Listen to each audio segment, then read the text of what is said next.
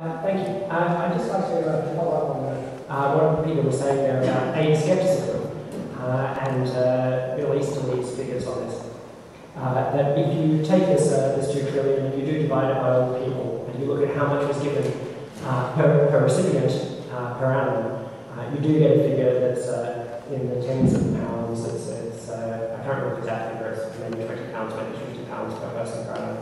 And over that same period, the lifespans in these areas have increased by more than 10 years per person. And so if you look at it that way and say, we give them like £20 per year and their lifespan's only gone up by 10 years, it looks like a pretty bad argument. That said, it's not clear that all the lifespan is going to do with the aid, so you have to look at this. But as a case, they're not in a strong position to start arguing for aid skepticism. So to clarify that. So I've called this talk, How Many Lives Can We Save, taking care of this seriously. And I think how many lives can we save is the type of question you might think a child would ask about this. I think there's some sort of naivety to it, and I'll show you that there is a bit of actual problematic naivety about it. But as a basic approach, what I'm trying to do is to look positively at this question and try to ask, given the situation that Peter has very eloquently described, what can we do about it if we really wanted to? You hear these things about these people dying, and there's often a reaction like this where they say, it's for only £100, maybe a larger amount in reality, more like £300, you can save a life. And so people think, okay, here's £300. But if that thing is true, the appropriate response isn't to give £300, it's to give a lot more than that. You shouldn't think, well, let's just quickly save one life and that's enough. If people actually dying out there, if there's 2 people dying, so look, there's a couple of people dying, it takes half an hour to save a person. You don't say, okay, half an hour, that's fine, now we're going to go. So there is this funny thing that we don't really take it seriously with these questions. We treat them as some strange abstraction and have trouble really getting to grips with it. So I'm going to try to take it seriously for half an hour and see where we get. And the talk is slightly autobiographical, explaining how I thought about these issues, and hopefully that's useful to you. So I became interested in charity. I'm a philosopher, but before that I was in computer science, and as an undergraduate, I did a second undergraduate degree. So it is possible to change fields. But I was often very politically interested. I had conversations with the night about politics, and I was very optimistic about this. And my friends would sometimes say, well, if you think that, why don't you give all the money to people starving in Africa or something like this? And I would think, well, actually, that's a pretty good point. If we're interested in giving to the poor in our country, maybe the poor in other countries also matter. It was obviously meant as a reductio, so to shut me up in these arguments. And maybe it succeeded for a while because I couldn't quite accept doing this practically at the time.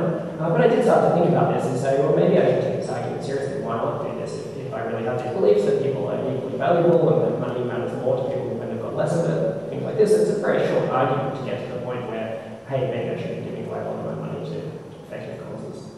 And I became very interested through that and ended up in ethics. So I asked myself this question shortly after coming to Oxford as a BPhil student. What could I do? And I thought about this, and congratulations, good extra line,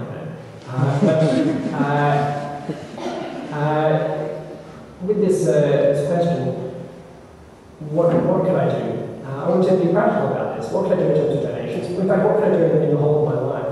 So I thought about this and divided it up roughly into what I do through voluntary work. I think when people think about the impact I have in their life, that's a very healthy work. What can I do in my career? What can I do through personal relationships in my life, friendships, relationships, children, and what can I do through donations? And I started thinking about these things quite seriously, and I ended up focusing particularly on the donations aspect because I realized that in terms of donations, I could quantify and actually start to look at what I could do. And it ended up being a very large amount, which would actually dwarf quite a few of these other categories probably, unless I'm very lucky. So I worked out that as an academic in the UK, I earned about £1.5 million over my career. I've been disappointed to discover that if I was an academic in Australia, I earned about £3 million in my career.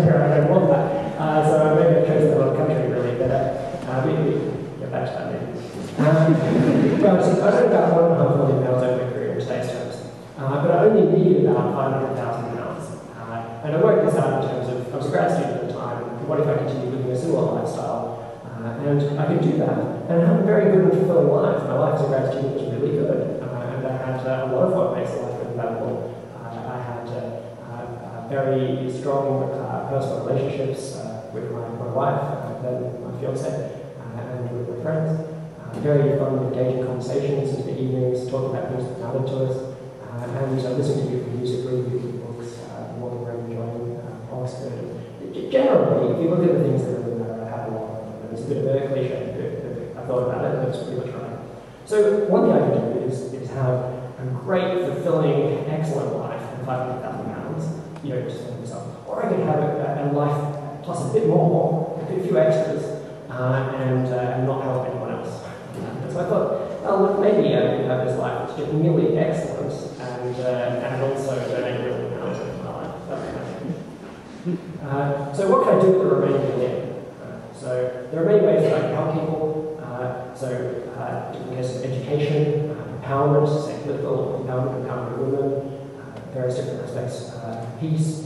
I'm going to focus on health in this talk, partly because I think it's a very promising area in developing countries to have impact in. And partly because it's much easier to quantify, and so you can see some very striking results.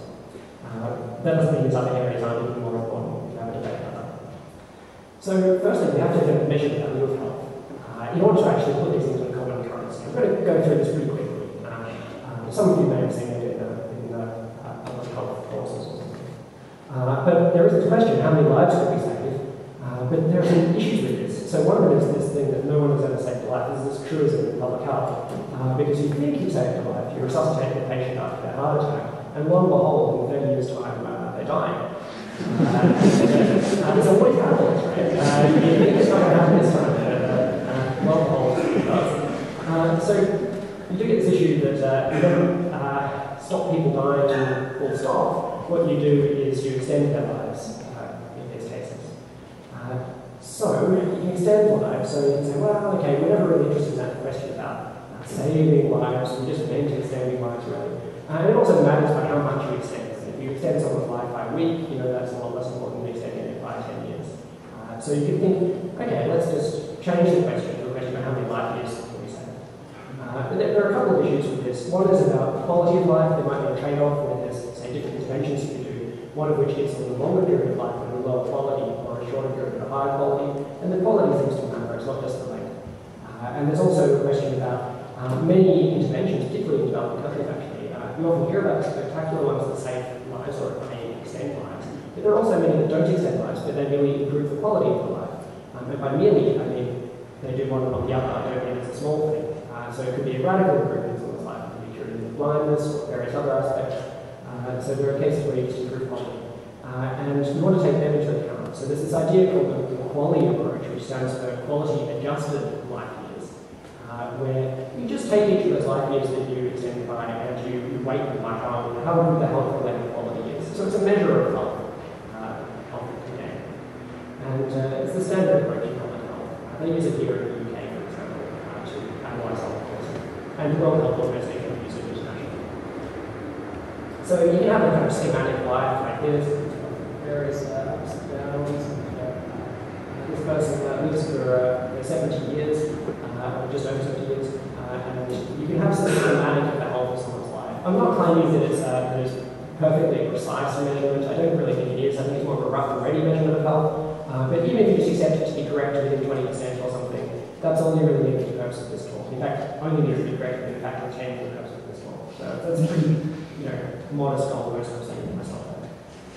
So just a simple example, here's a way of a life where you improve the quality from 70% to 90% over 60 years, or you could improve quantity, and then you just measure these improvements by the area that you've added. So it's a pretty simple concept, but it's a neat concept for thinking about health improvements altogether.